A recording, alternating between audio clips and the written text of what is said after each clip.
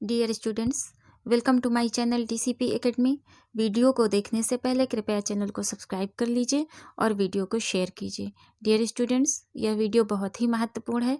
इस वीडियो में आप देखेंगे पृथ्वीराज रासो के विषय में महत्वपूर्ण जानकारी। पृथ्वीराज रासो से संबंधित बहुत ही महत्वपूर्ण प्रश्न प्रायः सभी परीक्षाओं में पूछे जाते हैं। आइए देखते हैं इस वीडियो को।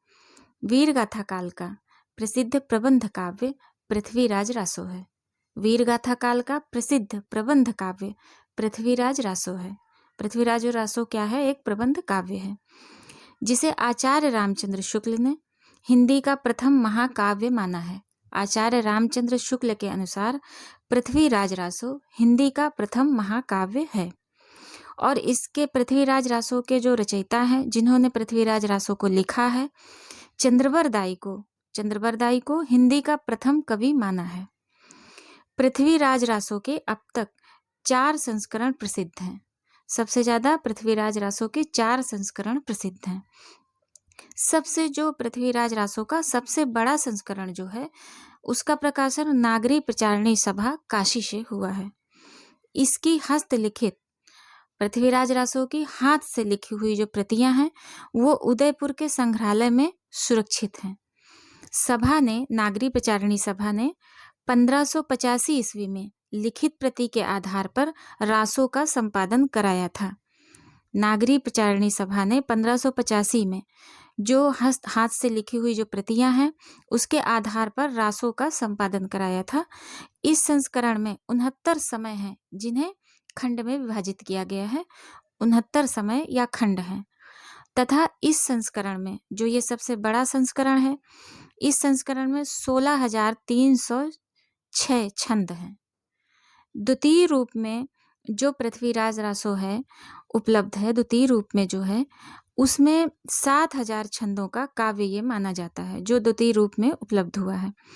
इस उपलब्ध पृथ्वीराज रासो के जो ये 7,000 छंद हैं, इनका प्रकाशन नहीं हुआ है, परंतु ये अबोहर और बीकानेर में इसकी जो हाथ से लिखी हुई प्रतियां हैं वो सुरक्षित हैं और ये प्रतियां 17वीं शताब्दी ईस्वी में लिखी गई हैं। तीसरा लघु संस्करण है।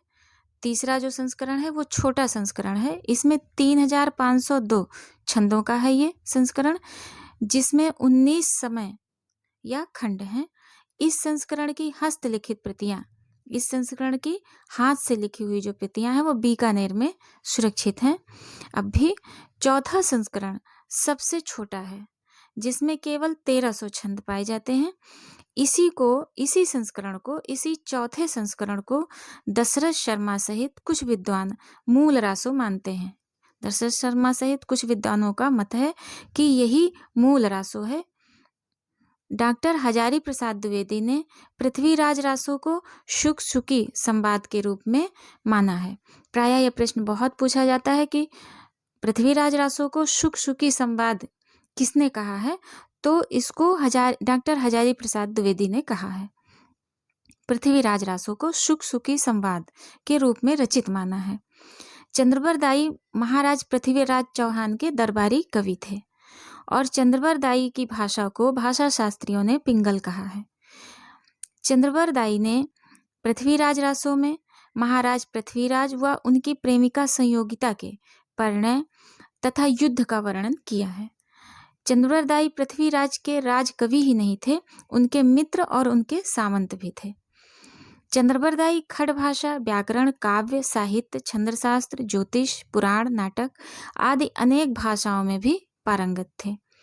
पृथ्वीराज चौहान कन्नौज के राजा जयचंद्र की पुत्री संयोगिता के प्रति अनुरक्त थे। पृथ्वीराज के बढ़ते हुए उत्कर्ष को जयचंद सहन न कर सका और मन ही मन ईर्ष्या भाव रखने लगा। पृथ्वीराज को नीचे दिखाने के लिए जयचंद ने उनकी मूर्ति द्वार पर लगवा दी और संयोगिता के स्वयंवर की घोषणा की। संयोगिता ने मूर्ति स्वरूप जो पृथ्वीराज थे उनके गले में वरमाला डाल दी। उसी समय पृथ्वीराज आए और संयोगिता को घोड़े पर बिठाकर दिल्ली ले गए। डियर स्टूडेंट्स, हमारा ये वीडियो देखने के लिए बहुत बहुत धन्यवाद। हमारे अन्य महत्वपूर्ण वीडियोस को देखने के लिए कृपया चैनल को सब्सक्राइब कर लें। Have a nice day. आपका दिन मंगलमय हो।